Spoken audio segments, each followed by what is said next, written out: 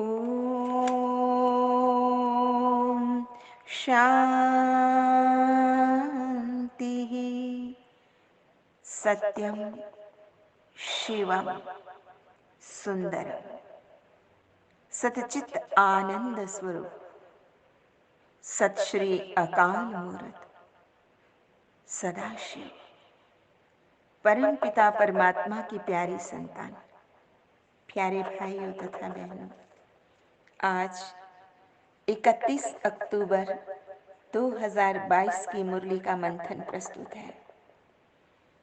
देखिए, कलयुग के अंत और सतयुग के आदि के संधि काल में जब आत्माओं का आध्यात्मिक पतन हो चुका होता है, सभी आत्माएं इंद्रियों के वशीभूत हो विषय वासनाओं के गहन गर्त में डूब चुकी होती हैं।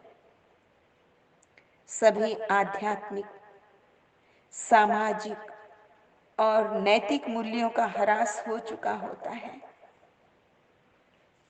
यही वो समय है, वस्तुतः धर्म ग्लानि ही का समय होता है।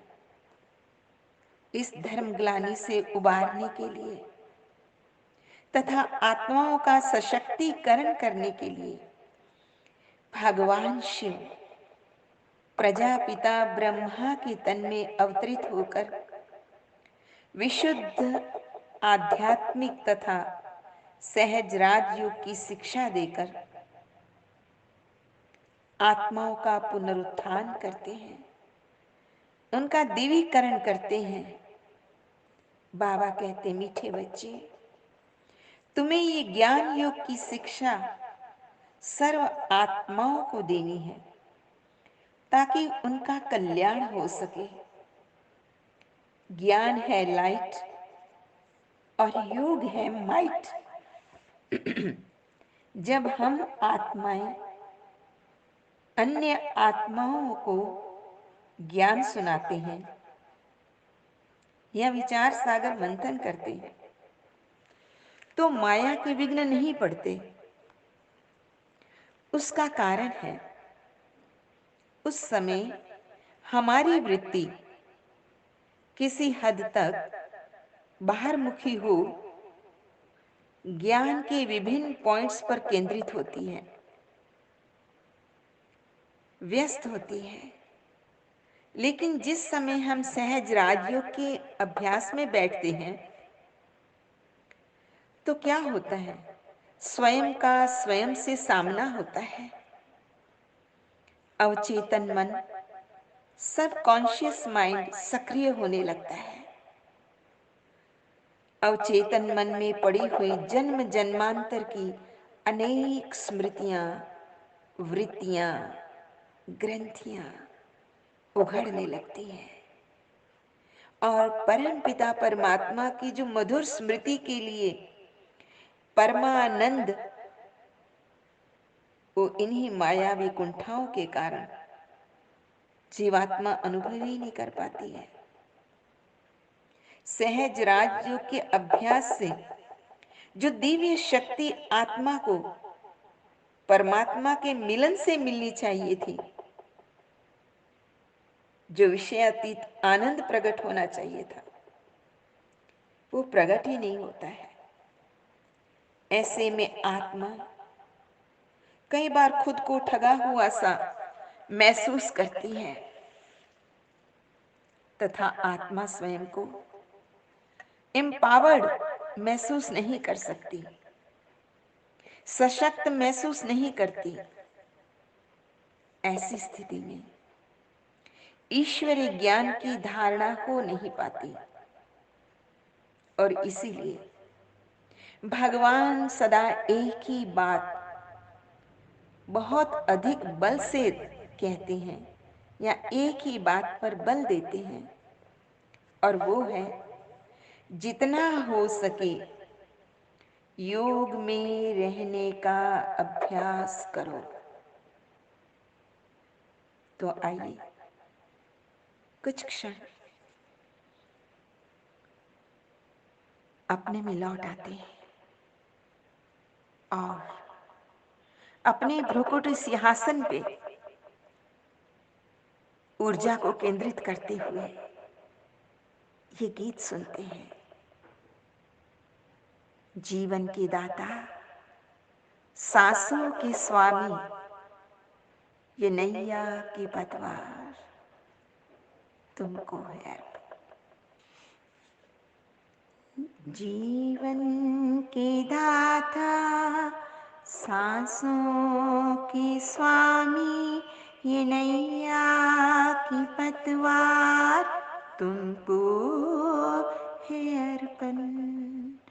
प्राणों के प्यारे बाबा हमारे, तुझे तेरा सब कुछ समर्पण समर्पण।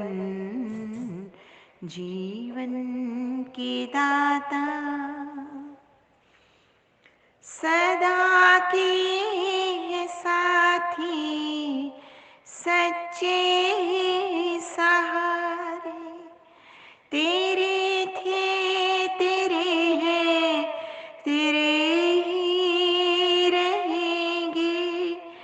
तुम्हारी श्रीमत पे चलते रहेंगे।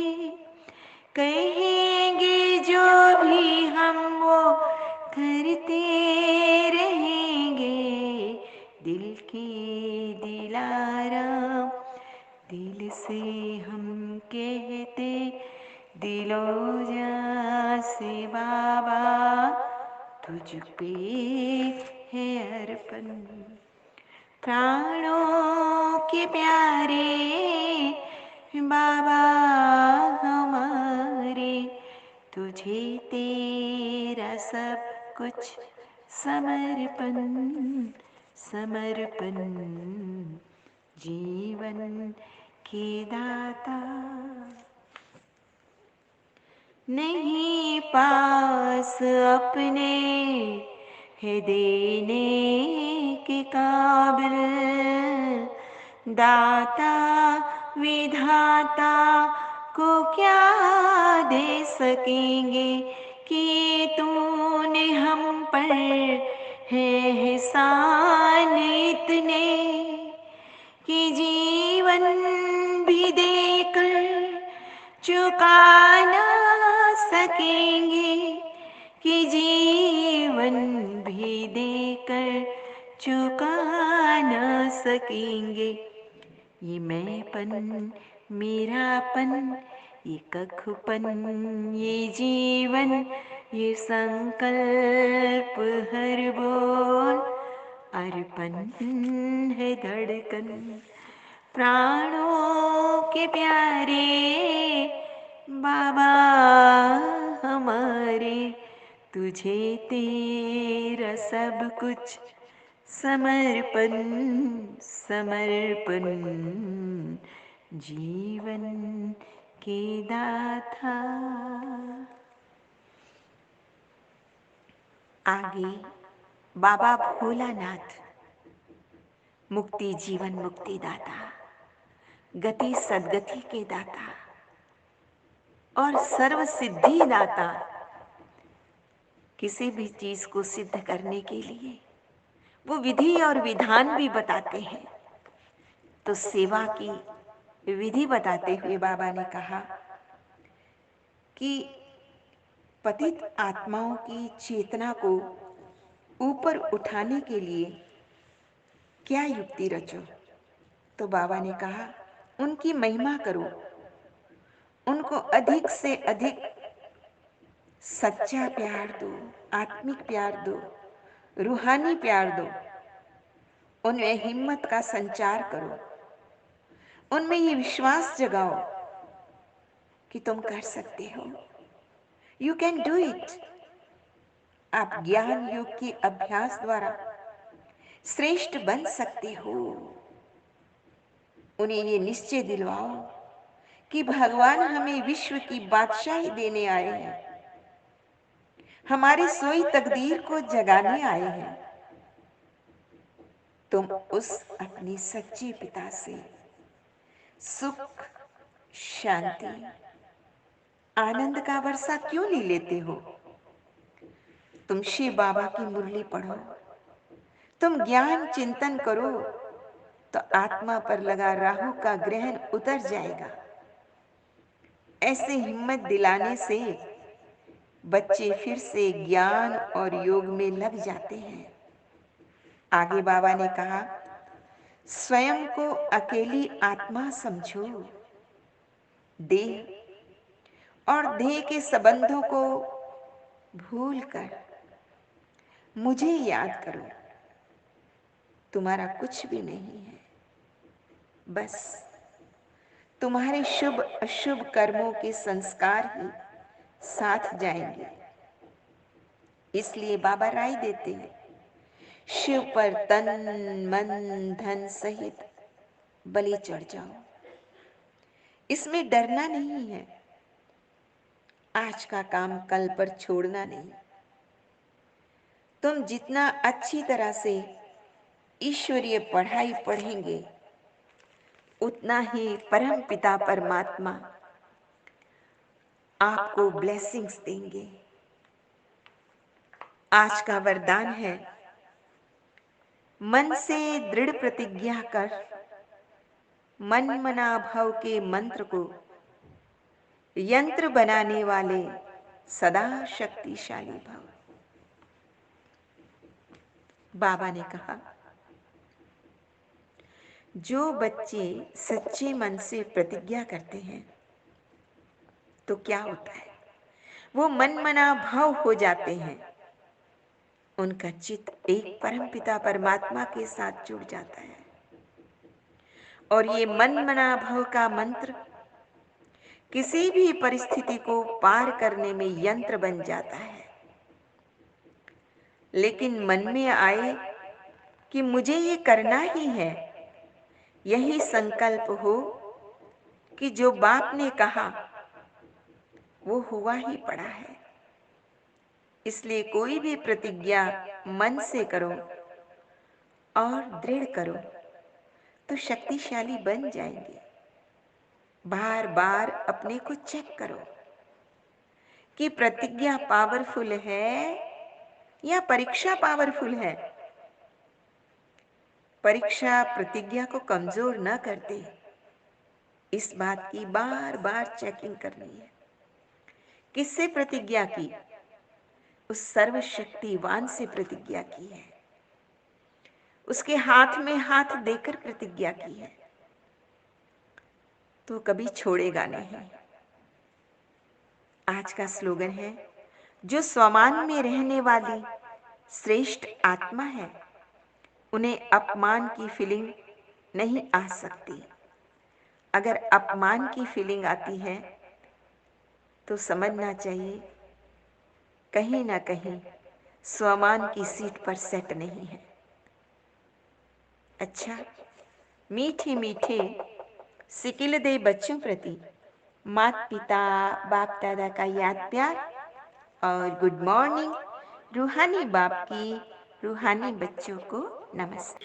हम रूहानी बच्चों की रूहानी माता पिता बाप दादा को याद प्यार, गुड मॉर्निंग और नमस्ते। सदा रहो हंसते, कहीं नहीं फंसते, बन जाओ फरिश्ते, बांध लो अपने बसते, चलो प्रभु के रास्ते। वाहिगुरु जी का खालसा वाहिगुरु जी की फतेह। बोल साचे दरबार की जय। लोका समस्ता सुखिनो भवन्तु, लोका समस्ता सुखिनो भवन्तु, लोका समस्ता सुखिनो भवन्तु।